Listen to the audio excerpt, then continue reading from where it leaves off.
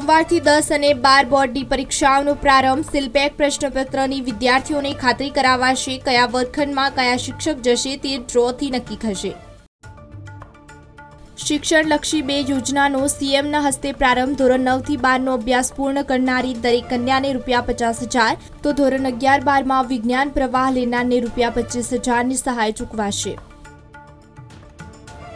ધોરણ 10-12 બોર્ડના વિદ્યાર્થીઓ ટ્રાફિકથી મૂંઝાતા નહીં. સુરતમાં 36 સેન્ટર ઉપર પોલીસની 3 બાઇક પેટ્રોલિંગ ટીમ ખડેપગે રહેશે.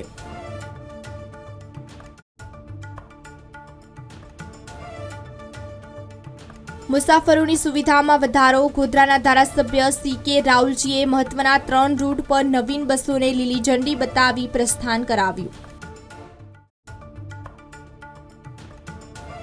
ધોરણ 10-12 બોર્ડની પરીક્ષા. પાટણમાં વિદ્યાર્થીઓ રવિવારે બેઠક વ્યવસ્થા જોઈ શકશે. બપોરે 2 થી 5 30 કલાક સુધી પરીક્ષાનું કેન્દ્ર ખુલ્લું રહેશે.